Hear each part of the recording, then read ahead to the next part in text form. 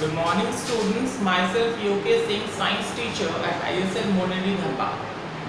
Okay, so we will continue with the same chapter of synthetic fibers of class 8, and today's topic is polyester and acrylic. So these are synthetic fibers. So polyester fiber, the fabrics made from the polyester fibers are actually have some unique properties. Okay, that is why they have been preferred over natural fabrics. Some of them are, they don't wrinkle. That means you don't need to iron them, press them time and time. Remain crisp, that means the cloth will remain in a same form.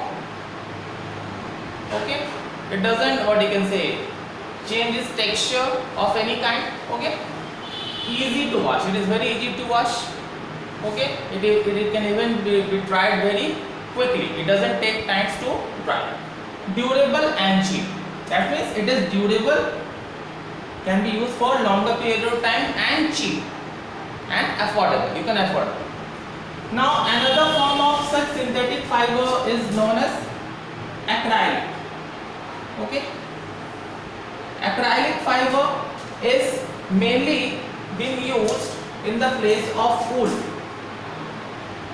Okay, so most of woolen clothes which we wear in the winter season are not actually pure wool, that is obtained from natural sources. Okay, because they are very expensive.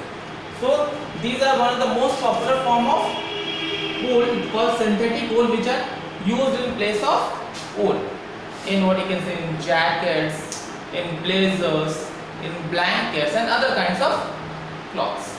Okay, so acrylic is a kind of wool, synthetic wool.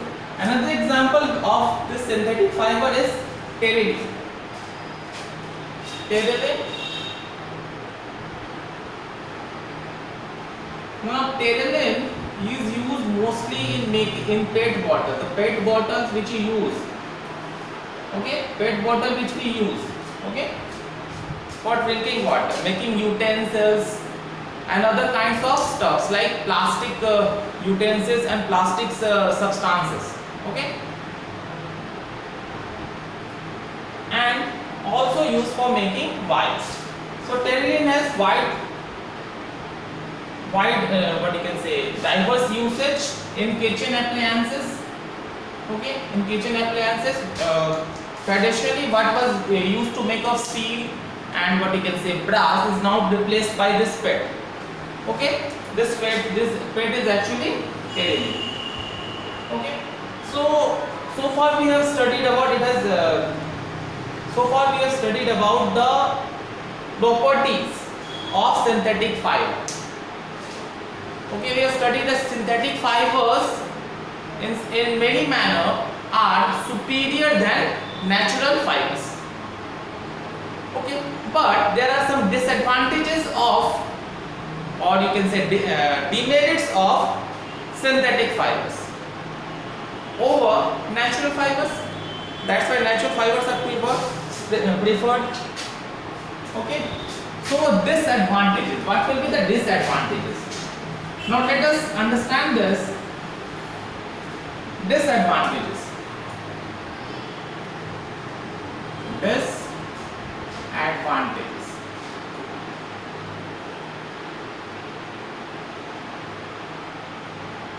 So the synthetic fibers are highly inflammable.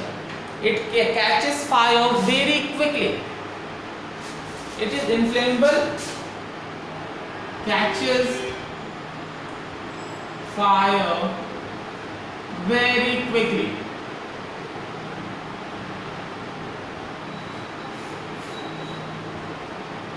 Before you realize the fire has caught in my shirt or my, what you can say, sari or any kind of garments, it will be too late. So it is very dangerous to use synthetic fiber, especially in kitchen, and especially with people who are concerned with, what you can say, warmth, what you can say, around the fire.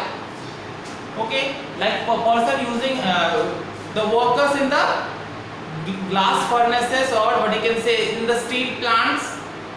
Okay, firefighters, they should abstain from using synthetic fiber, whereas the natural fiber takes time to get burned. They doesn't get very easily. They doesn't get burned. They don't burn very easily as the synthetic fibers do.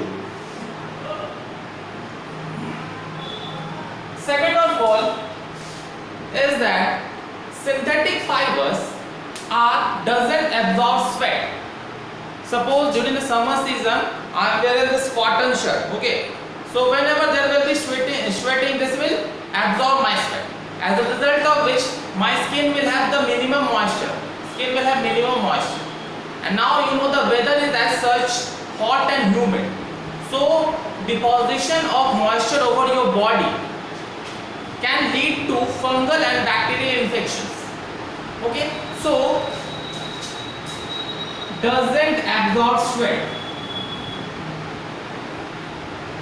Absorb sweat, thus can lead to skin infections. Okay, the skin infections. Okay, that's why synthetic fibers have not been preferred. Okay, for wearing during summer season, because they don't absorb sweat. Moreover, some synthetic fibers can also cause allergies, okay, in the skin. So synthetic fibers superior in many manners, as well as they have some demerits also. Thank you. We will meet in the next class.